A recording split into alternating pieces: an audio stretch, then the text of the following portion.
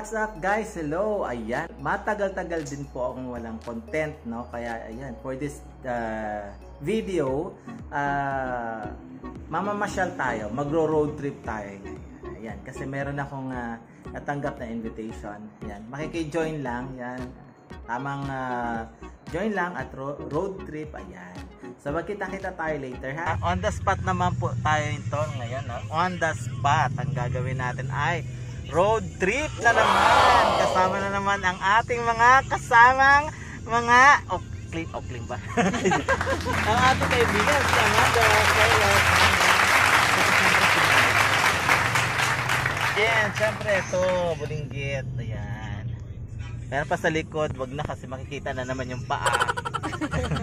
Sige, magkita-kita tayo mamaya dun sa place kung saan masisiyahan kayo at masisiyahan din kami.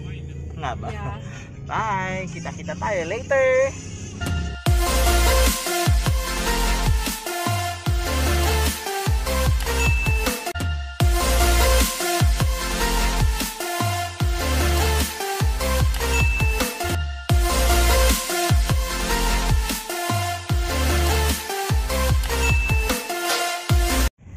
Ayan guys, malapit na po tayo sa pupuntahan natin ngayon, no?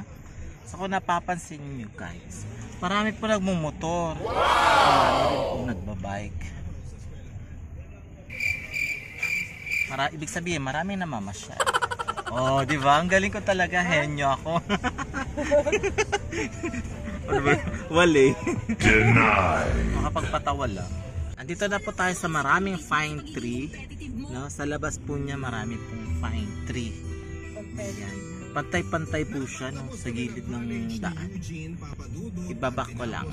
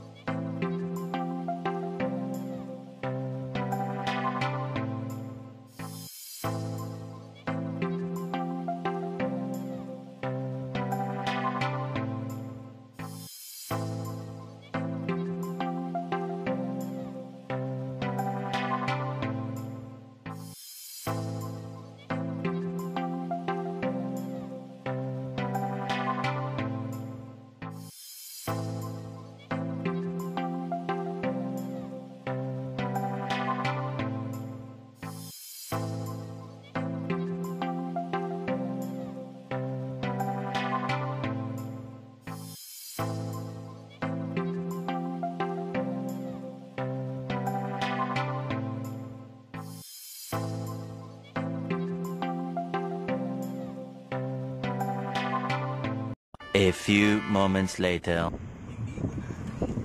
Ayan, puro fine tree po yan guys. Kahit sa magkabilang dito.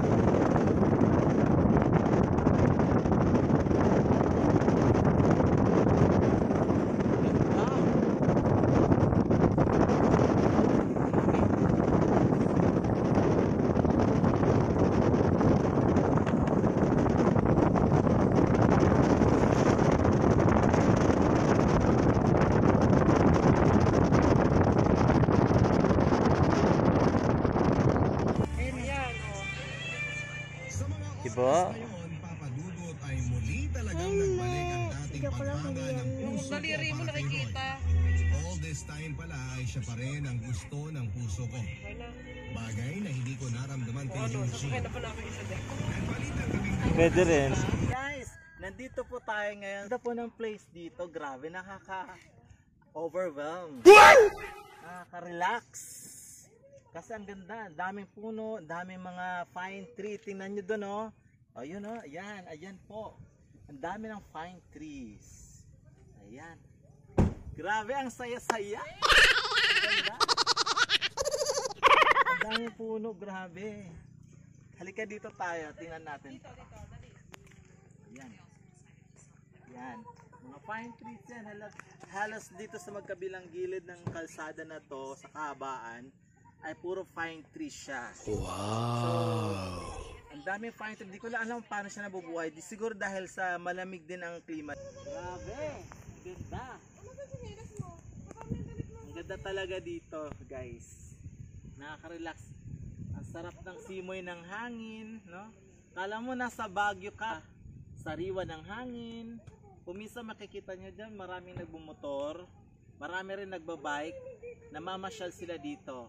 Kaya kung gusto nyo pumunta dito, tara na kayo at mag-relax-relax. Nasa ibang ano naman kami, nasa ibang area naman kami. So ang haba-haba talaga ng ano no, ng mga kapunuan ng pine tree. So ngayon lang po ako makakahawak ng pine tree sa talang buhay ko. Agatin mo na, sir. Hawakan ko lang po ito. Ay, ito pala yung pine tree. O ngayon may ahas pala. Ito pala yung pine tree. Yan. Masarap hawakan. Parang siya. Lapit ka dito, tingnan mo. Ang ganda ng texture ng ng pine tree. Tingnan mo, oh. Talagang sariwa siya at talagang para mabubuhay talaga siya ng matagal. Kasi dito, guys, ang lamig, malamig yung klima dito. Maraming puno, nakaka-relax.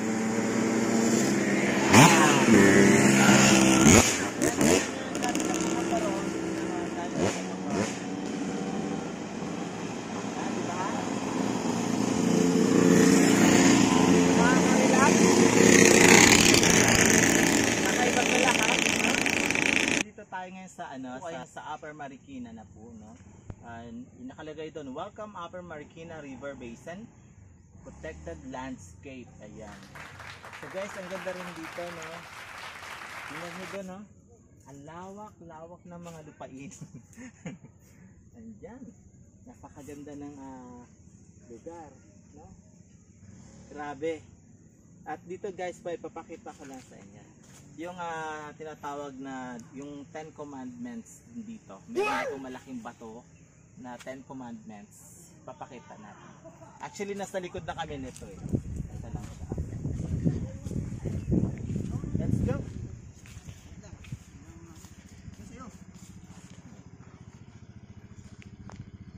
Yan. Hindi na ba?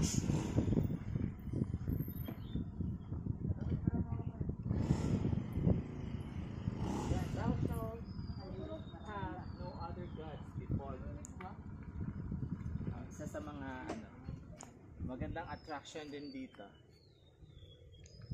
Ang lamig. So yun, guys, at kung gusto niyo pumunta dito, yan. Pwede dito mag-bike. Medyo maputik lang pero maganda naman. So yun, thank you so much.